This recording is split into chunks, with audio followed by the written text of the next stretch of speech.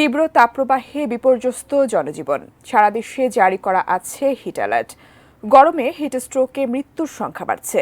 এমন অবস্থায় শিক্ষা প্রতিষ্ঠান বন্ধের দাবি উঠছে বিভিন্ন মহলে। সেই সঙ্গে শিক্ষা প্রতিষ্ঠান বন্ধের সিদ্ধান্ত নিয়ে মন্ত্রণালয় ও আদালতের মতানৈক্য দৃশ্যমান। এবার প্রয়োজনে শুক্রবারেও স্কুল খোলা রাখা হবে বলে জানিয়েছেন শিক্ষামন্ত্রী। বিস্তারিত ইমতিয়াজ আলমের রিপোর্টে। শিক্ষামন্ত্রী মহিবুল হাসান চৌধুরী বলেছেন, বাংলাদেশের এক এক অঞ্চলের তাপমাত্রা এক এক রকম। এখন উত্তর পূর্বাঞ্চল ও হাওর এলাকার তাপমাত্রা কম। তবে কিছুদিন পর অতিবৃষ্টিতে সেখানে বন্যা হলে পাঠদান বন্ধ রাখতে হবে। এজন্য প্রয়োজনে প্রাকৃতিক বিপর্যয় সহ বিভিন্ন ছুটির কারণে সৃষ্ট লার্নিং গ্যাপ কমাতে সাপ্তাহিক বন্ধের দিন শুক্রবারেও ক্লাস পরীক্ষা চালুর সিদ্ধান্ত আসতে পারে। ৩০ এপ্রিল মঙ্গলবার সচিবালয়ে এক প্রেস ব্রিফিংয়ে তিনি এসব কথা বলেন। আদালতের সিদ্ধান্তের প্রতি সম্মান জানিয়ে শিক্ষামন্ত্রী বলেন, নির্বাহী বিভাগ বিভিন্ন এলাকার পাঠদানের বিষয়ে আবহাওয়া অধিদপ্তর এবং স্বাস্থ্য অধিদপ্তরের সঙ্গে সমন্বয় করে নির্দেশনা দিয়ে আসছে। স্বপ্রণোদিত সিদ্ধান্ত এলে আমাদের কাজের ব্যাঘাত ঘটে। তবে আমরা আদালতের সিদ্ধান্তের প্রতি শ্রদ্ধাশীল। আপিল না করা পর্যন্ত আদালতের সিদ্ধান্ত মেনে চলা হবে। সর্বোচ্চ আদালতের সিদ্ধান্তের সাথে আমরা শ্রদ্ধাশীল।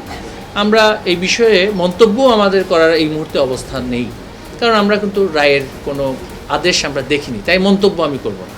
তো একটা কথাই বলছি যে আসলে নীরবতাটা হচ্ছে এক্ষেত্রে মানে সম্মানের লক্ষণ, সম্মতি নয়। প্রাকৃতিক বিপর্যয় সহ বিভিন্ন ছুটির কারণে শিক্ষা প্রতিষ্ঠান বন্ধ থাকলে শহরের চেয়ে প্রান্তিক শিক্ষার্থীরা বেশি ক্ষতিগ্রস্ত হয় বলে মন্তব্য করেন শিক্ষামন্ত্রী। প্রসঙ্গত ২৯ এপ্রিল সোমবার বিচারপতি KM কামরুল কাদের ও বিচারপতি খিজির হায়াতের হাইকোর্ট বেঞ্চ স্বপ্রণোদিত হয়ে তাপপ্রবাহের মধ্যে প্রাথমিক মাধ্যমিক স্কুল ও মাদ্রাসার ক্লাস ২ মে বৃহস্পতিবার পর্যন্ত বন্ধ রাখার নির্দেশ দেন। এখানে অনেকেই সম্পৃক্ত, শিক্ষকগণ সম্পৃক্ত, সংশ্লিষ্ট অনেকেই সম্পৃক্ত। এখন আমরা যদি একটা নির্দেশনা এভাবে করে স্বপ্রণোদিত নির্দেশনা আমরা যদি পেয়ে থাকি, তাহলে সেটা আমাদের জন্য অত্যন্ত পরিচালনাগত বিষয়, সেটা অনেক কঠিন হয়ে দাঁড়ায়। ৩০ এপ্রিল দুপুরে হাইকোর্টে রাষ্ট্রপক্ষের আইনজীবীরা জানান, গরমের কারণে শিক্ষা প্রতিষ্ঠান বন্ধে হাইকোর্টের আদেশের বিরুদ্ধে আপিল করবে না শিক্ষা মন্ত্রণালয়। ডিজাইন, এলিগেন্স, বিউটি, সেরা পণ্য সবার জন্য জেভিকো।